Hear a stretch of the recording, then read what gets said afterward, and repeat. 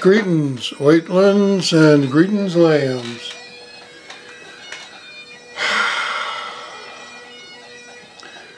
I'm Truman Keesey. This videograph is about 4 of my most noteworthy guitar students of the past. The first one, Isabel Letelier, the wife of Orlando Letelier. Orlando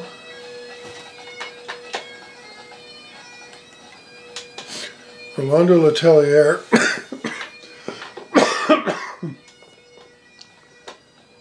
was an expert consultant about copper mining and processing, I believe, and he expanded into other minerals, I think, and was a consultant. He was from Chile. Both of them were. And he became a banker with the International Monetary Fund, which is a notorious organization. He became the ambassador to the United States from Chile, and he became the Prime Minister of Chile. He was the husband of my guitar student, Isabel. They had 3 children whom Isabel referred to, 3 boys, as los tres estúpidos, but she called them that only once because she was upset with them for acting like boys. Isabel was very sociable and a gracious hostess. She was what I regard as being a Saracena, probably a descendant of the Saracens in Spain, whereas Orlando was Blanco, which means that if he wasn't a Jew, which I suppose he wasn't, he was probably a Visigoth, like me. And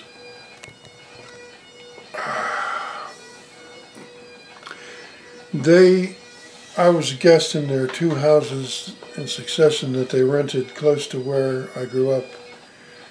I grew up in Woodacres, Maryland, and the 2 houses that they rented in succession were very close, just on the edge of Woodacres, Maryland. Which is how I got to know them, because my friend Max shared a backyard fence with them in their first house, and he brought me into their household. I was a guest of theirs also at their house in Luray, Virginia, where they seemed to be very well liked by the local people. They and their kindred who were with him, Orlando's brother, I believe, was one in his family. So Orlando was assassinated in Washington, D.C., around Embassy Row, and later on in a book by Victor Ostrovsky, which is a pseudonym of an alleged Mossad agent who had quit the Mossad, that the DINA, D-I-N-A, intelligence agency of Chile had assassinated Orlando after having been trained in assassination by the Mossad. Isabel, I taught her how to accompany herself on Guantanamera and Cielito Lindo. Those are both songs. Guantanamera is about someone from Guantanamo Bay in Cuba, and Cielito Lindo, I don't remember what nationality that song is. It's Pretty Little Sky. It's a very popular song among the hippie folk musicians in the 60s. So the next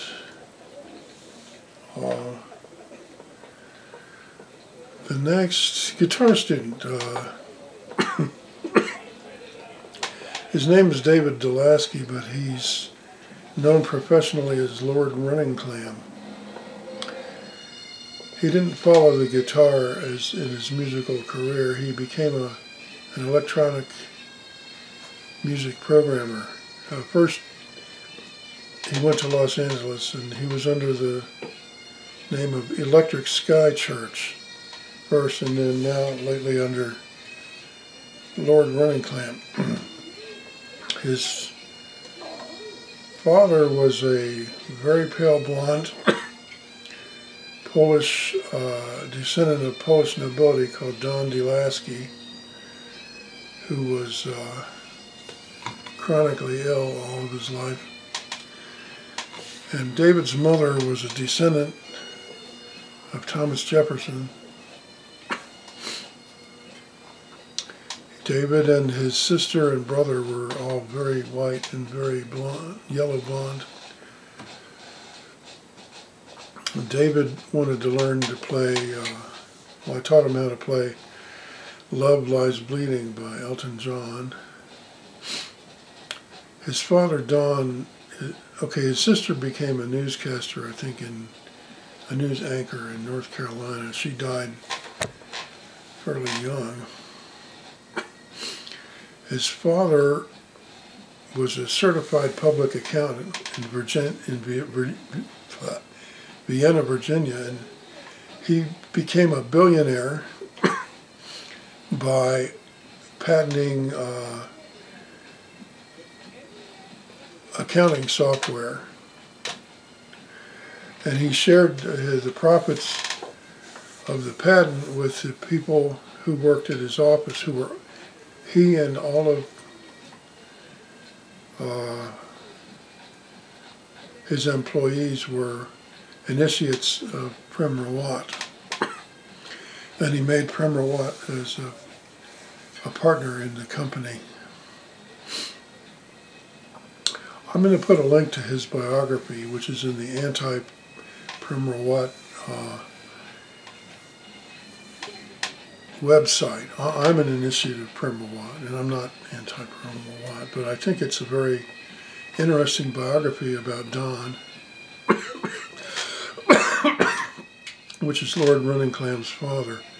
I intend to put the links to Lord Runningclam and Electric Sky Church as well.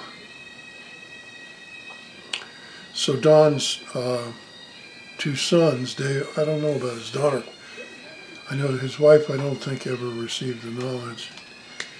But David and Lord Runningclam and I forgot the other son's name. They both received and were practicing the knowledge as far as I know.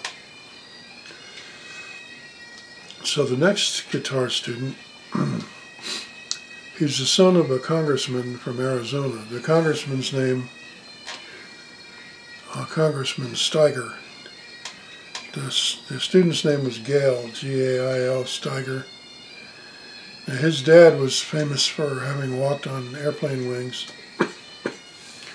while in flight, small plane.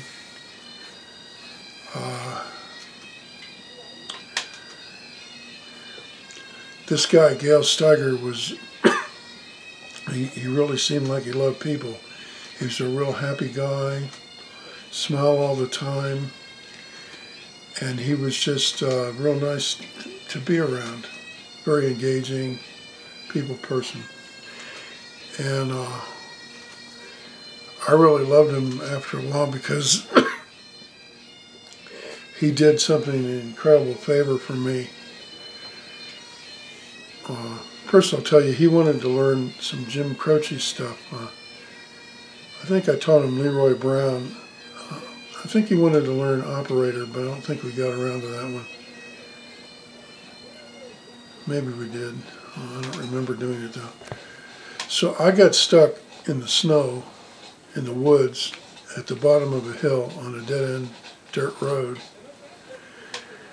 And he came out with a come-along and a winch, and he worked really hard, like to dig me out and get me out.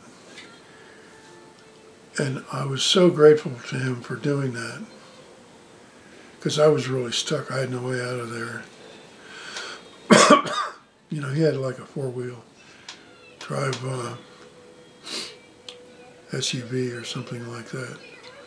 So I loved him so much, partly because he just who he was, but also because he did that for me, that it's really hard for me to say anything bad about him. But since he has betrayed me, I feel like I have to say something bad.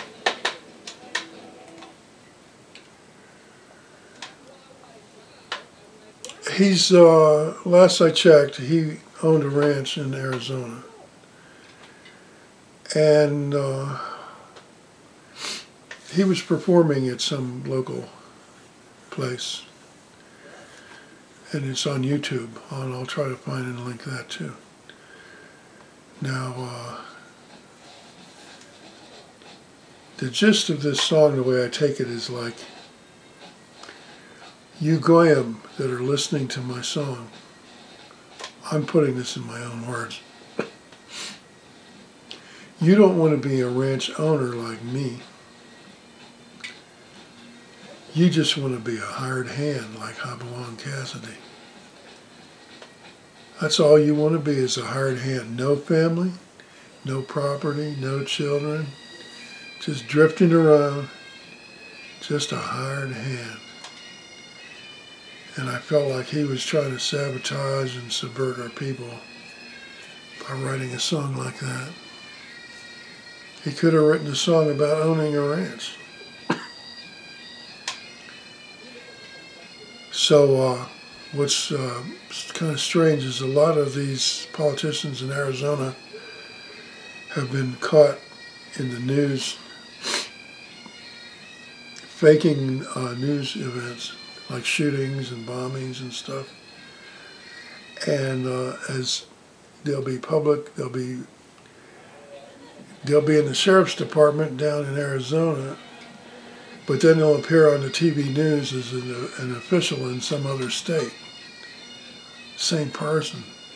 And I thought I saw him doing that in the news once, being I think it was a public official, but I couldn't be for sure, but it seemed like it was he.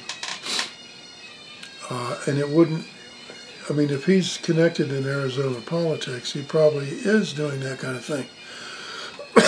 Because that's what they do. So, Gail, thank you for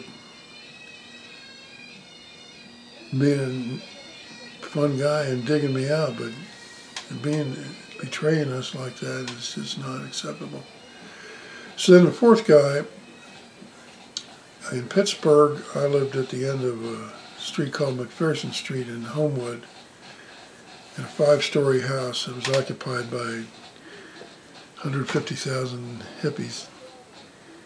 Each of them had like 2 or 3 jobs, and some of them had 2 or 3 welfare accounts. And I don't know what they did with all their money besides buy beer, because they didn't drive fancy cars, or apparently they were, thrifty, saving. One guy had a contract with the government to build components for a satellite. Interesting. They had the most interesting jobs of any group of people I'd seen. Sometimes they worked as extras on the TV set. I went down with him. I saw the Mr. Rogers set there. He wasn't there though. Now, so the next house over, the second house from the end, was a mulatto named Richie. And he was a family man, middle-aged guy, I guess in his 30s maybe, and he had children, and very responsible. He kept their house up very nice on the inside and the outside. A very friendly and fun guy to talk to. Well, he had, there was a do-wop group that had some fame for a while in the 50s called the Vikings, which was one of my favorite do-wop groups. And this guy, Richie, was not a member of the group. He did not record with them, but he sang with them informally, just for you know, socially and for fun. So that was what was notable about him. And the song that he wanted to learn was Knock 3 Times by Tony Orlando and Dawn. Of all the songs that I've named that I taught to my 4 students, I think Knock 3 Times was the one that I liked the most. So I'm going to show you, now I suggest you check out these links below if you find this topic to be interesting. I'll share with you how you can find out more about me by visiting a website that I'm going to display on the screen.